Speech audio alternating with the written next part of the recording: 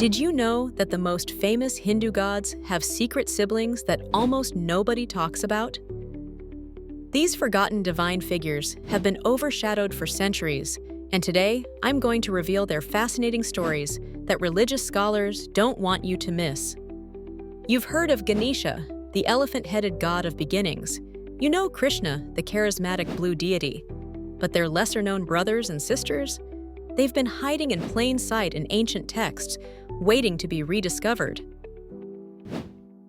By the end of this video, you'll know more about Hindu mythology than 95% of people. Information that will change how you see these divine families forever.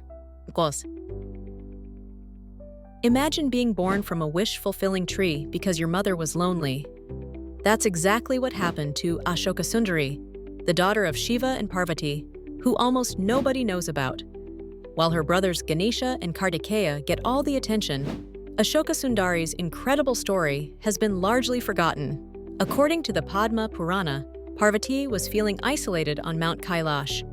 Maybe Shiva was off meditating again, or perhaps her sons had grown up and left home. So what did she do?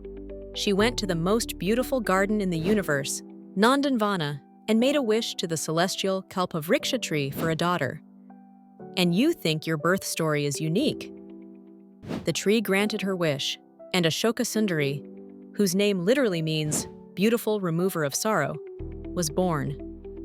But here's where it gets even more interesting. Parvati prophesied that her daughter would marry King Nahusha, but before this could happen, a demon named Hunda became obsessed with her. Now, I know what you're thinking. Another demon kidnapping story? But stick with me, because this one has a twist.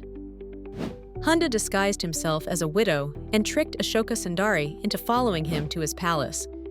When she discovered his deception, she didn't wait for rescue.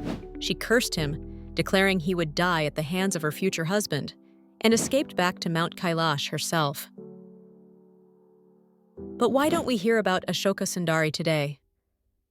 The answer reveals something fascinating about how religious texts evolve.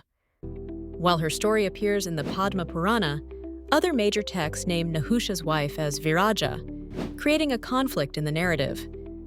This textual disagreement, along with her story being overshadowed by her cosmically significant brothers, pushed her into obscurity. If you're enjoying these hidden stories, hit that like button right now. And stick around because we're about to explore an even more powerful sister who commands both fear and devotion to this day.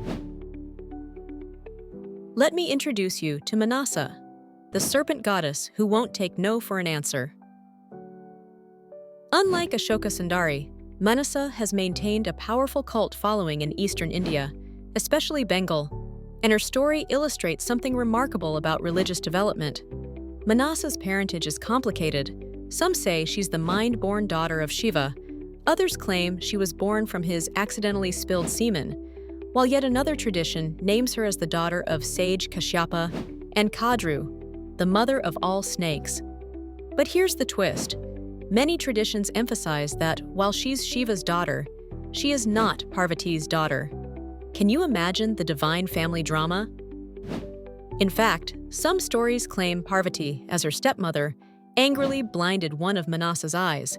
Talk about complicated family dynamics. Manasa is primarily worshipped for protection against snake bites, but she's known for her fierce temper and determination to be recognized. The most famous story about Manasa involves a merchant named Chand Saudagar who refused to worship her. Did she politely try to convince him? No! She orchestrated deadly snake bites that killed his sons until he finally relented and acknowledged her power. That's one deity you don't want to ignore. What makes Manasa particularly fascinating is that scholars believe she began as a non-Vedic, possibly tribal goddess, who was gradually absorbed into the Hindu pantheon around the 14th century. Her story shows how Hinduism has continuously evolved, incorporating local traditions into its vast framework. Now, I see some of you are probably wondering, if these siblings are so important, why haven't I heard of them before? Great question. The answer reveals something crucial about how religions develop over time. Religious traditions aren't static. They evolve, adapt, and sometimes certain figures rise to prominence while others fade into the background. The siblings we're discussing today often appear in specific texts or regional traditions, but might be missing from more widely circulated scriptures. Some, like Manasa, remain powerfully present in certain regions while being virtually unknown elsewhere. Let's move from Shiva's family to Krishna's household, where we find another fascinating forgotten sister. Everyone knows about Krishna and his brother Balarama, but have you heard of Ekanamsha? Her story is crucial to Krishna's very survival. Remember the tale of baby Krishna being exchanged across the Yamuna River to escape the murderous King Kamsa? The infant girl who was swapped with Krishna, the one who revealed her divine form when Kamsa tried to kill her, that was Ekanamsha, also known as Yogamaya. Her name means the single, portionless one, possibly referring to the new moon, and she represents Vishnu's divine protective power. Archaeological evidence shows she was actively worshipped by Krishna's own clan, the Vrishnis. Stone reliefs from around the 1st century CE depict her standing between Krishna and Balarama in what scholars call kinship triads. Yet despite this early prominence, Ekanamsha gradually became conflated with another sister figure, Subhadra. This merging of identities is particularly evident in the Jagannath temple in Puri, where Subhadra is worshipped alongside Jagannath, Krishna, and Balabhadra, Balarama, mirroring those ancient triads. The most obscure sibling we'll discuss today is Jyoti, the goddess of light born either from Shiva's aura or from a spark emanating from Parvati's forehead. Unlike the others, almost nothing is known about Jyoti beyond her name and basic origin. She represents how some divine figures remain purely conceptual, never developing the rich narratives that allow deities to capture widespread devotion.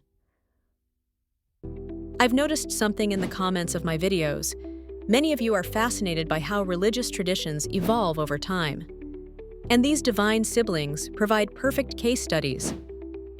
Their varying levels of obscurity stem from several key factors. First, textual prominence matters enormously. Figures who appear in widely read text gain more followers than those confined to obscure scriptures. Ashoka Sundari appears primarily in the Padma Purana, while her brothers feature in numerous major texts. Second, narrative importance plays a crucial role. Deities associated with fundamental cosmic functions, like Ganesha removing obstacles, tend to overshadow those with more limited domains or personal stories. Third, regional devotion can keep a deity alive, even when they're forgotten elsewhere. Manasa's powerful cult in Bengal has preserved her, while figures without strong regional bases faded more completely. But here's what I find most fascinating.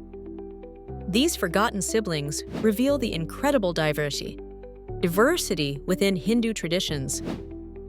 They remind us that Hinduism isn't a single, monolithic structure, but a rich tapestry of interwoven beliefs that vary across regions and historical periods. Studying these obscure figures gives us a more nuanced understanding of how religions develop. They show us the complex processes of religious syncretism, how local indigenous deities can be absorbed and recontextualized within broader mythological systems. Take Manasa, for example. Her multiple origin stories likely reflect different stages of her assimilation, as various traditions attempted to connect her to established divine figures like Shiva. Yet she retained her distinctive character and regional importance, demonstrating the persistence of local traditions even after integration. I hope this journey through the divine families of Hinduism has opened your eyes to the incredible complexity of this ancient tradition. The next time you see an image of Ganesha or hear a story about Krishna, remember their lesser-known siblings, the forgotten daughters and sons whose stories enrich our understanding of these divine households. If you found this exploration of hidden mythological figures here fascinating, you're going to love what's coming next week. I'll be diving into the forgotten wives of major gods, and trust me, their stories are even more surprising. Hit subscribe now so you don't miss it, and ring that notification bell. This video took over 40 hours of research to create, so if you enjoyed it, please hit that like button. It really helps the algorithm show this content to more mythology enthusiasts like yourself. And I'm curious, which of these divine siblings did you find most interesting? Let me know in the comments below. Until next time, remember, even in the divine realm, family is complicated.